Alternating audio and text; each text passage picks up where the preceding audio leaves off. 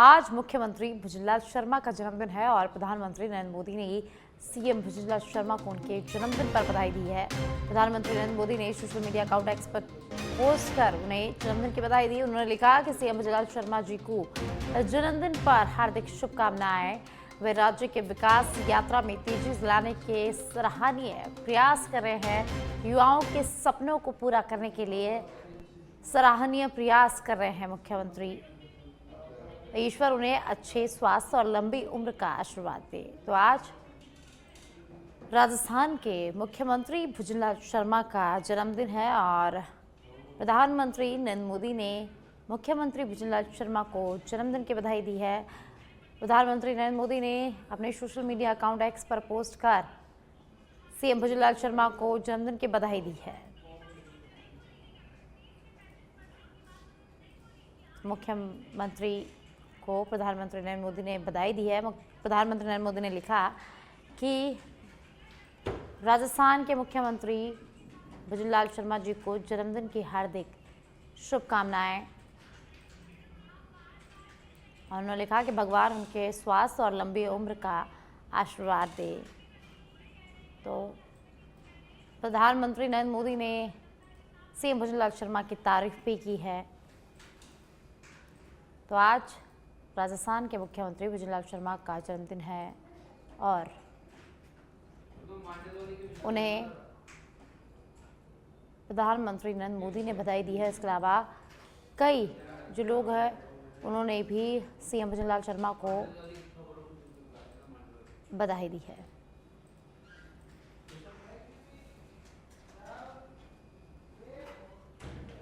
PM Modi 3 देशों की यात्रा पर रवाना हो गए हैं। ओमान, इथियोपिया, जॉर्डन और पर पीएम मोदी रहने वाले हैं दौरे पर। जॉर्डन के किंग बिजनेस लीडर्स से मिलेंगे प्रधानमंत्री नरेंद्र मोदी। 16-17 दिसंबर को इथियोपिया जाएंगे प्रधानमंत्री नरेंद्र मोदी। 17 और 18 दिसंबर को ओमान जाएंगे पीएम मोदी। तो ओमान में बिजनेस लीडर्स को संबोधित करेंगे प्रधानमंत्री। यात्रा का उद्देश्य भारत के रणनीतिक द्विपक्षीय संबंधों को मजबूत करना है। तो प्रधानमंत्री नरेंद्र मोदी 3 देशों के यात्रा के लिए रवाना हो गए हैं। ओमान, इथियोपिया के दौरे पर प्रधानमंत्री नरेंद्र मोदी रहने वाले हैं। जॉर्डन दौरे पर रहने वाले हैं। तो सबसे पहले प्रधानमंत्री नरेंद्र मोदी जॉर्डन जाएंगे। तो आज और कल यानी कि 14, 15 और 16 को जॉर्डन के दौरे पर प्रधानमंत्री नरेंद्र मोदी रहेंगे। उसके बाद इथियोपिया जाएंगे और उसके बाद उनका ओमान जाने का कार्यक्रम है।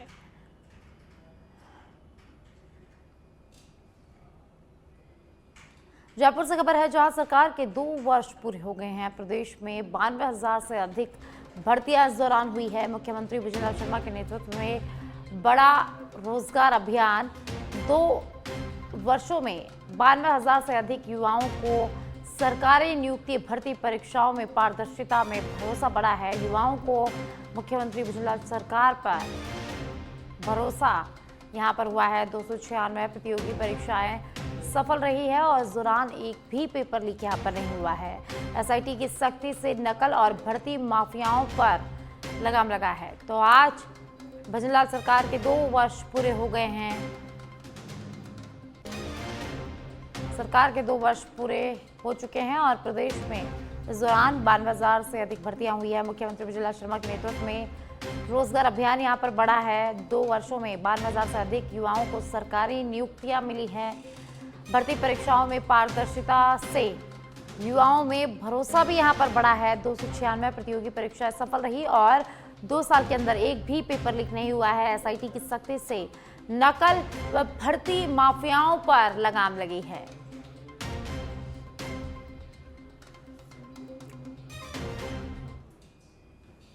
राजस्थान बना पेपर लीक मुक्त भर्ती का मॉडल। भुजनलाल सरकार का पेपर लीक माफियाओं पर 2 साल में कड़ा प्रहार देखने को मिला है। मुख्यमंत्री भुजनलाल शर्मा की जीरो टॉलरेंस नीति असरदार रही है। भर्ती परीक्षाओं की विश्वसनीयता लौटाने में एसआईटी की अहम भूमिका रही है। 16 दिसंबर 2023 को एसआईटी नकल माफियाओं के लिए काल बनी थी। 296 प्रतियोगी परीक्षाएं सफल रही और इन 2 सालों में एक भी पेपर लीक यहाँ पर नहीं हुआ है। परीक्षा तंत्र पूरी तरह सुरक्षित और सुदृढ़ है। डमी अभ्यर्थी और फर्जी डिग्री रैकेट पर करारा एक्शन लिया गया है। अब तक 138 एफआईआर दर्ज हुई है। 394 से अधिक आरोपियों को गिरफ्तार किया जा चुका है। संगठित अपराधों पर बिना दबाव के सख्त कार्रवाई की गई है। एसआई भर्ती परीक्षा 2021 में बड़े चेहरे गिरफ्तार हुए हैं।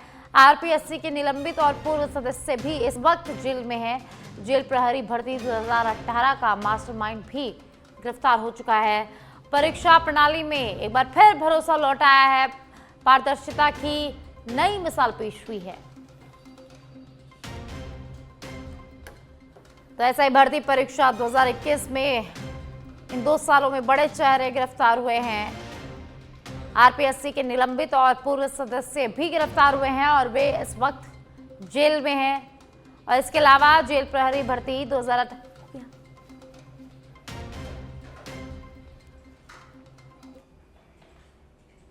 हिंडौन में कांग्रेस विधायक अनीता जाटव के खिलाफ हिंडौन में विवादास्पद होर्डिंग्स लगाए गए हैं, जिनमें उनकी तस्वीर पर क्रॉस लगाकर कमीशन खोर गद्दी छोड़ लिखा हुआ है। ये होर्डिंग्स स्टेशन रोड पर पूर्व विधायक भरोसी लाल जाटव, नगर परिषद सभापति ब्रजेश कुमार और पंचायत समिति प्रधान विनोद कुमार के आवास के बाहर देखी गई है। यह घटना विधायक निधि में कथित कमीशनखोरी के आरोपों के बाद हुई है। कांग्रेस के प्रदेश प्रभारी सुखजिंदर सिंह रंधावा ने पीसीसी चीफ गोविंद सिंह डोटासरा का पत्र लिखकर जांच की रिपोर्ट भी मांगी है। विधायक अनीता जाटव ने आरोपों को खारिज करते हुए इसे राजनीतिक साजिश बताया है। वहीं कांग्रेस ने मामले की जांच अब शुरू कर दी है। तो हिंडौन से खबर है, जहां हिंडौन सिटी में विधायक अनीता जाटव के खिलाफ होर्डिंग्स देखे गए हैं। और ज्यादा जानकारी के लिए मेरे सहयोगी ओम प्रकाश मेसा जुड़ गए हैं। ओम प्रकाश, हिंडौन में विधायक अनीता जाटव के खिलाफ जो होर्डिंग्स है वो देखे जा रहे हैं। कमीशन खोर गद्दी छोड़ के होर्डिंग्स यहाँ पर लगे हैं, क्या कुछ अधिक जानकारी है? साक्षी, देखिए मैं बता दूं आपको, हिंडौन सिटी में इन दिनों सियासी भूचाल आया हुआ है और मामला है जो अनीता जाटव है, कांग्रेस की विधायक है हिंडौन सिटी से, उनका जो है एमएलए लेड में कमीशन खोरी का जो मामला स्टिंग ऑपरेशन के जरिए बाहर आया है, उसको लेकर के यहाँ खासी नाराजगी है लोगों में। कांग्रेस के साथ ही बीजेपी और आम लोग भी के जो है उनके विरोध में आ खड़े हुए हैं और रात को एक बैनर, एक होर्डिंग लगाया गया है शहर में। जी बहुत बहुत शुक्रिया ओम प्रकाश इस तमाम जानकारी के लिए।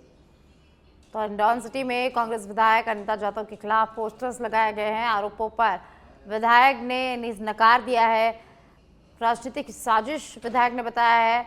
तो कमीशन खोर गद्दी छोड़ के पोस्टर्स हिंडौन सिटी में लगाए गए हैं। विधायक अनीता जाटव के खिलाफ ये पोस्टर्स लगाए गए हैं। आपको बता दें कि रंधावा ने पीसीसी चीफ गोविंद सिंह डोटासरा को पत्र लिखकर इस मामले में जवाब भी मांगा है और विधायक अनीता जाटव पर कमीशन खाने के आरोप यहां पर लगे हैं और अब कांग्रेस ने इस पूरे मामले की जांच शुरू कर दी है।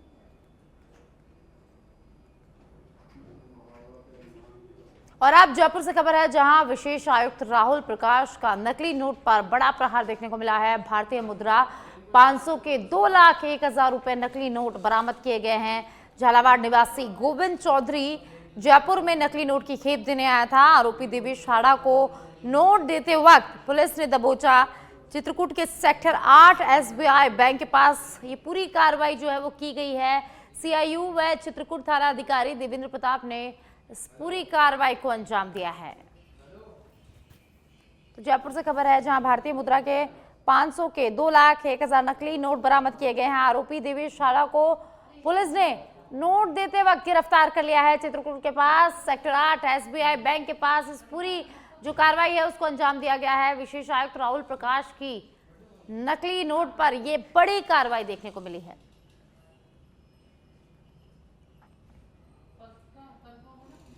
जयपुर से खबर है, जहां आज राजस्थान विधानसभा लोकतंत्र की पाठशाला बनेगी। राज्य स्तरीय राजस्थान युवा सभा का आज आयोजन होने जा रहा है। 158 विद्यार्थी विधानसभा के मूक सत्र में यहां पर भाग लेंगे। कक्षा 9 से 12वीं तक के छात्र सहभागिता, नेतृत्व करेंगे। संवाद और निर्णय क्षमता का यहां प्रशिक्षण मिलेगा। हमारा भविष्य हमारा निर्णय विषय पर मंथन आज होगा। 41 जिलों के विद्यार्थी, मेंटर, शिक्षक और अधिकारी मौजूद रहेंगे। विधानसभा अध्यक्ष वासुदेव देवनानी कार्यक्रम का शुभारंभ करेंगे। युवाओं को लोकतांत्रिक प्रक्रियाओं का सजीव अनुभव इसके दौरान आज मिलने वाला है। तो आज राजस्थान विधानसभा लोकतंत्र की पाठशाला बनेगा। यहाँ विद्यार्थी मॉक सत्र में भाग लेंगे। तो कक्षा 9 से 12वीं के विद्यार्थी, मेंटर, शिक्षक और अधिकारी यहाँ पर मौजूद रहेंगे। 41 जिलों के विद्यार्थी यहाँ पर शामिल होंगे। विधानसभा अध्यक्ष वासुदेव देवनानी कार्यक्रम का शुभारंभ करेंगे और इससे युवाओं को लोकतांत्रिक प्रक्रियाओं का सजीव अनुभव मिलेगा। फतेहपुर तहसील के हिरना गांव में द्वितीय विश्व युद्ध में शहीद हुए 6 राजपूताना राइफल्स के हवलदार हरदेवाराम बलारा की प्रतिमा का अनावरण आज किया गया। कार्यक्रम में राजस्थान सैनिक कल्याण सलाहकार समिति के अध्यक्ष प्रेम सिंह बाजौर और ब्रिगेडियर दीपक खुराना ने शहीद की प्रतिमा का अनावरण कर शहीद परिवार का सम्मान किया। वहीं प्रेम सिंह बाजौर ने कहा कि शहीद किसी जाति या धर्म का नहीं होता, वह देवता के समान पूजनीय होता है। उन्होंने कहा कि जिस गांव का बेटा शहीद हो उस गांव में उसका मंदिर बनाकर उसे पूजना चाहिए और हर शुभ कार्य में शहीदों को याद करना चाहिए।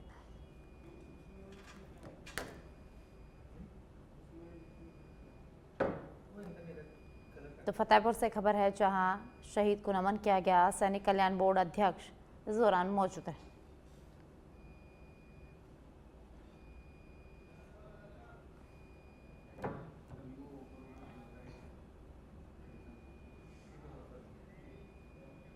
और अब आपको सीधी लिए चलते हैं राजस्थान विधानसभा, जहां आज राज्य स्तरीय युवा सभा का आयोजन हो रहा है और वासुदेव देवनानी विधानसभा अध्यक्ष क्या कुछ कह रहे हैं, सुनते हैं। उसके ये सचिव हैं माननीय संदीप जी, शिक्षा विभाग के सचिव, बाकी विभाग के अधिकारीगण और इस ऐतिहासिक युवा सभा में सम्मिलित हमारे राजस्थान के उज्जवल भविष्य प्रिय विद्यार्थियों, सबसे पहले तो आपको बहुत बहुत हार्दिक शुभकामनाएं देता हूं। हम कभी स्वप्न लेते थे कभी विधानसभा देखने जाएंगे, फिर उसके बाद आगे का स्वप्न बना कभी विधानसभा में बैठेंगे। आज वो 41 जिलों के आप 164 ये प्रतिभाशाली विद्यार्थी हो जिनको ऐसी जगह बैठने का मौका मिला है जहाँ पे जो लाखों जनता के वोटर से चुन करके जो जनप्रतिनिधि आते हैं वह इन सीटों पे बैठते हैं। और आप केवल अभी तो अपने शिक्षा विभाग के द्वारा स्कूल से लेकर के ब्लॉक स्तर और जिला स्तर पर जो कुछ प्रतियोगिताएं हुई उसमें चयनित होकर के आप यहाँ आए हैं। आपका बहुत बहुत स्वागत है, आपका अभिनंदन है। चूंकि आप विधानसभा में आए, कुछ विधानसभा की परंपरा की भी जानकारी दे दूं। अपने यहाँ साधारणतः ताली नहीं बजाते, अपने यहाँ मेज थपथपाते हैं। जब भी कोई अच्छी बात लगे तो विधायकगण अपनी मेज थपथपाते हैं, चाहे पक्ष क्यों चाहे विपक्ष क्यों। आपके ध्यान में आए, बाकी तो अभी आप आए हैं, आप आराम से बजा सकते हैं। कि मान लो कभी बन गए आप में से कोई, तो यहाँ से पहले ही सीख लो कि हमको कैसे मेज थपथपाते हैं।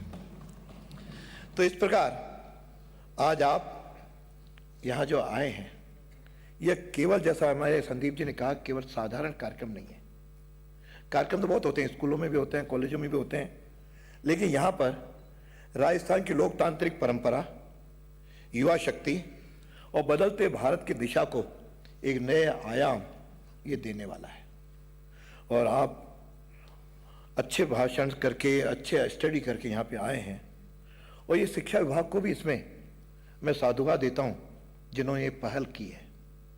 वास्तव पहले कभी होती नहीं थी, लेकिन आपके मंत्रित्व काल में यह जो एक परंपरा शुरू की है, इसलिए आपको भी धन्यवाद देता हूँ। क्योंकि केवल पारंपरिक पाठ्यक्रमों से ही सब चीज़ें समझ में नहीं आती, उससे कहीं अधिक युवा संसद आज भी समय अनुकूल और समय की आवश्यकता है। दुनिया बदल रही है, कौशल बदल रहा है, अवसर बदल रहे हैं और चुनौतियां भी बदल रही हैं। ऐसे समय हमारा जीवन कौशल, साक्षरता, जलवायु परिवर्तन की समझ, नागरिकता, नैतिक मूल्य और टीम वर्क जैसे गुणों का भी चर्चा और अध्ययन होना आवश्यक है। यह केवल शैक्षणिक आवश्यकता नहीं है, ये सामाजिक और राष्ट्रीय जिम्मेदारी भी है। ये जिम्मेदारी अनुभव करेंगे तो वे दूरदर्शिता के साथ इस कार्यक्रम के लिए अपन तैयार होंगे। और हम कभी कहते हैं कि तो विद्यार्थी हैं। एक समय था जब आज का विद्यार्थी कल का नागरिक कहलाता था, लेकिन समय परिवर्तन हुआ है। 21वीं शताब्दी है। आज का विद्यार्थी आज का ही नागरिक है। भावी तो बाद में करेंगे, लेकिन आपको सारी समस्याओं का अभी से ही चुनौती देनी पड़ती है, आपको देखनी पड़ती है, जूझना पड़ता है। इसलिए आप आज के ही नागरिक हैं। इस नाते ये आज कार्यक्रम किया है। मैं भी आपकी तरह जो विद्यार्थी था, विद्यार्थी संगठनों में मैंने बहुत काम किया। जब विद्यार्थी था तो मन में कभी आता था कि हमको शिक्षा में, पाठ्यक्रम में कुछ परिवर्तन करना चाहिए। तो मन में आया कि लेक्चरर बन के इसको ठीक करूँगा। सौभाग्य से था तो इंजीनियरिंग में, लेकिन शिक्षक बन करके तो मैंने पढ़ाने लगा। और जब शिक्षक बना तो मन में आया कि ये तो प्रिंसिपल काम नहीं करने देता, इसे प्रिंसिपल बनना पड़ेगा। फिर प्रिंसिपल भी बना कॉलेज में। जब प्रिंसिपल बना तो लगा कि इसके लिए तो शायद नीतियाँ मंत्री स्तर पर तय होती हैं, इसलिए शिक्षा मंत्री बनना पड़ेगा। फिर संयोग से शिक्षा मंत्री भी बना। शिक्षा मंत्री बैठ के वह नीतियों में तो शामिल हुआ। कई बार कहते हैं अध्यक्ष बोलने नहीं देता, कहा चलो अध्यक्ष का दायित्व भी। तो ये श्रृंखला ऐसे चल पड़ी। तो आप भी ऐसे स्वप्न ले सकते हैं कि जिस आधार पे यहाँ तक पहुँचने का, और भगवान जो कुछ सोचते हैं अपन, कहीं ना कहीं उसका अंश आता ही है जो आपकी परिकल्पनाओं को आगे बढ़ाता भी है। तो इसलिए मैं जो देख रहा हूँ कि आप केवल विधानसभा में बैठे केवल विद्यार्थी दर्शक नहीं है, आप लोकतांत्रिक शक्ति के सक्रिय वाहक भी हैं। अब तो 18 वर्ष पे मताधिकार हो गया। एक जमाने में 21 वर्ष पे था।